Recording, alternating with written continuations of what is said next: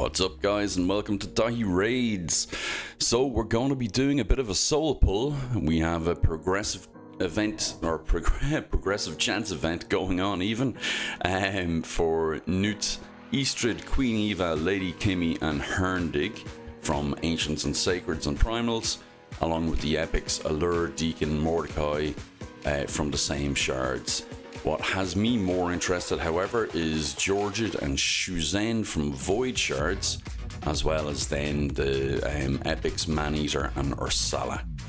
So that's going on all weekend. We also have the Summon Rush now active, and I want to clear this away. So I'm going to get this squared off if I can. Both the Rancid, that's really high points for both, I have to say. Not liking the looks of that at all. I have eight or nine sacreds, so that'd get me to in and around here, and then I've 10 voids or so, and then I've a few primals and a few I have over 100 ancients, but I don't want to pull the ancients. So let's see how we get on anyway. We'll go for it. I did want to push for both, but that's a ridiculously high price point, I have to say. A little bit disappointed, but not too shocked. We know what Plarium are like at this stage. Okay, so without further ado, let's get into it. So out of these, who do I want?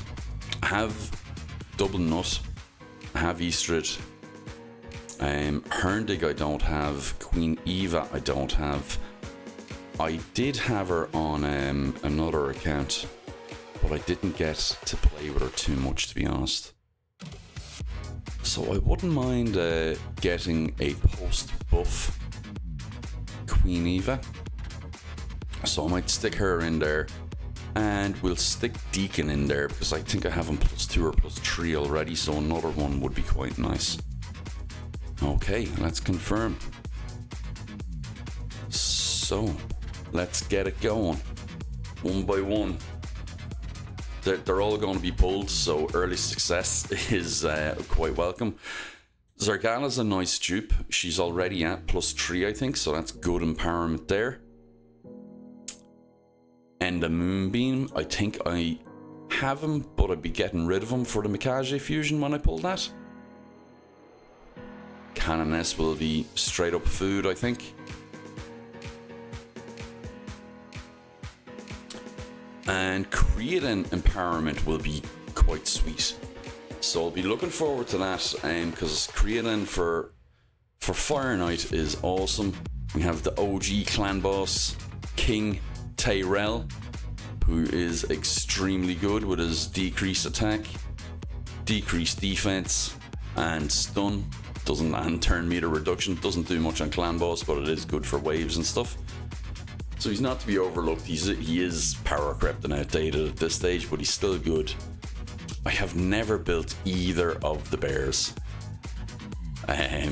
so never built either one of them, but they do have some places that can be used in Cursed City. I was about to say Dreaming City, but that's a little bit of Destiny 2 crossing over there.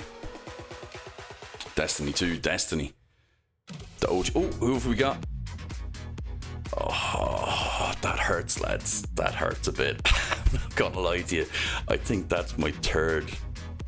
Like, so it's not even a dupe that I'm like, yay, I can get faction empowerment, faction guardians going. Yeah, I'm pretty sure it's my third. Oh, it's my actually. That's changed things. That's awesome. That's awesome. So +10 speed for dwarves. So yeah, so quite happy now to see a fort. What's his name?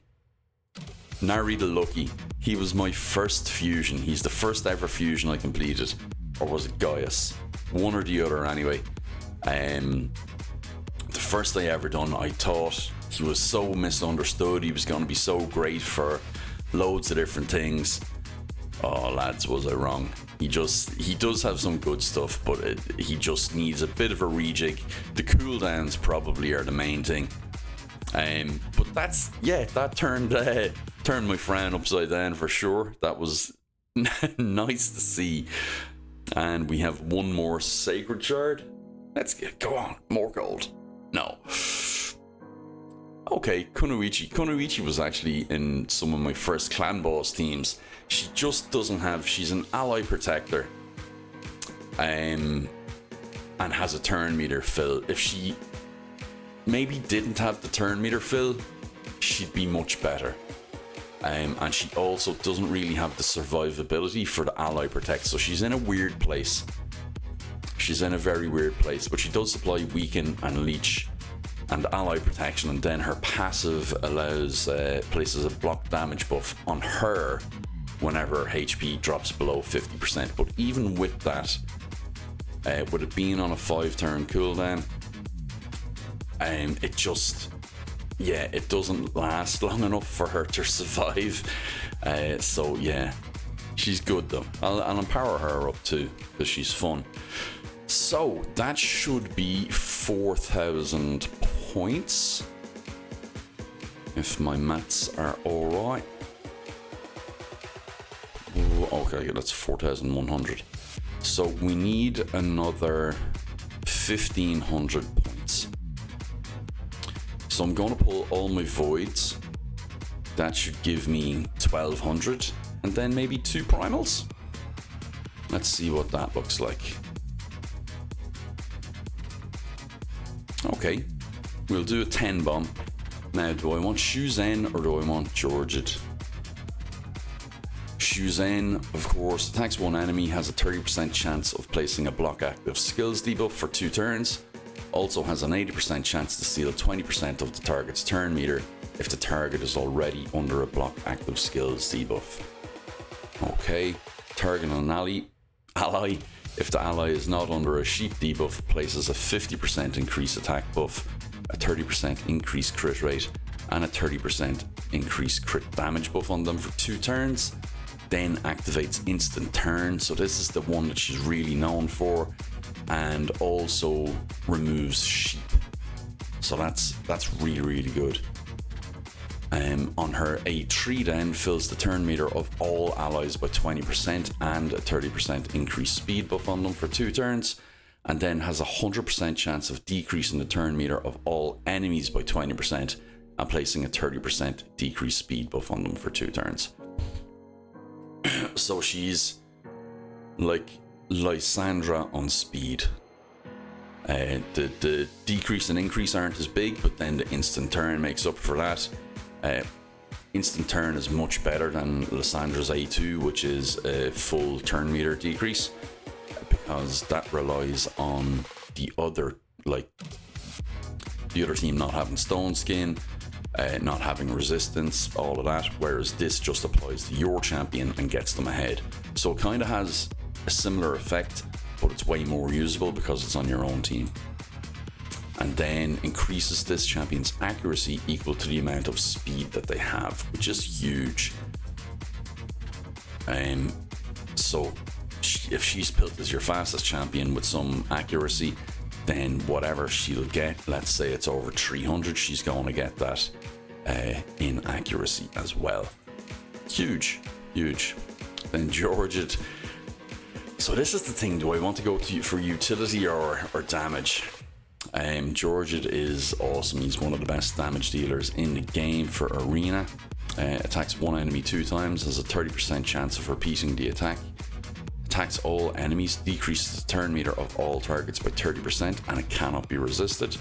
And places an unkillable on himself for 1 turn if he kills an enemy with this skill. And then this is the one that he's really known for. Single target attack that ignores strengthened stone skin, unkillable, block damage, increased defense, ally protection, and shield buffs. I think that's everything, isn't it? I think so, and grants an extra turn if this attack kills an enemy. He's not called the Nutcracker for no reason, you know. So that's super smashing great, and has a 50% chance for this champion to ignore 50% of the target's defense from each hit plate splitter skills. So if you have that, and you have Helm Smasher, and you know whatever Savage or Lethal and whatever gear, he can ignore 100% of defense a lot of the time. Decisions, guys. I think I'm going to have to go for Georgid. It's a tough decision. It really is, I have to say.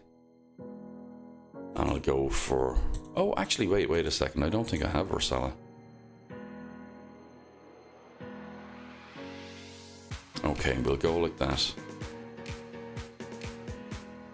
It's a tough decision, though, I have to say, between him and Shuzhen. Like, it's probably him. Oh! Oh! Oh!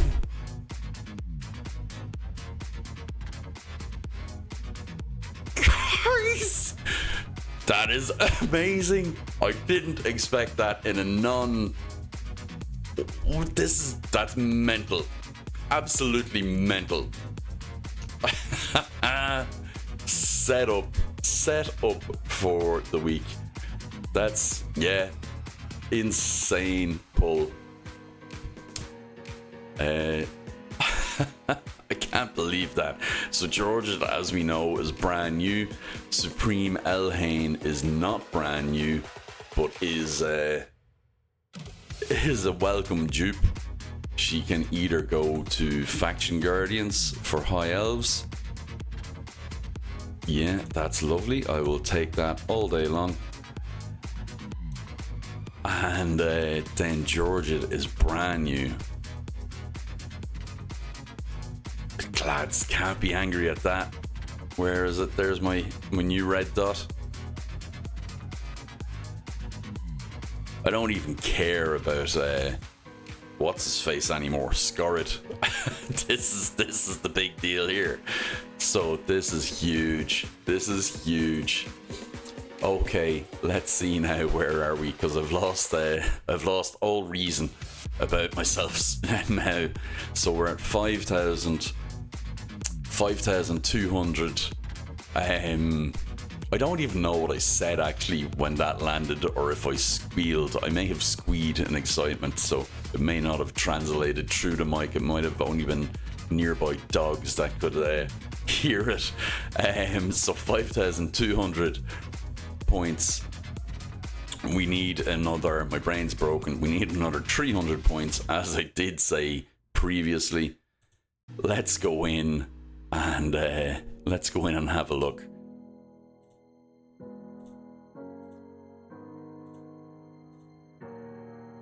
What do I want to pull? I don't care. I just don't care. Oh, do I want to pull primals? How much are ancients? If it maybe 10 ancients would actually do it. Sorry guys, I need to focus for a second. So 20, so 10, 15 will do the trick. Or 300 mystery shards. Tell you what, I'll pull a 10 bomb of ancients and then I'll tie it up with mystery shards later on.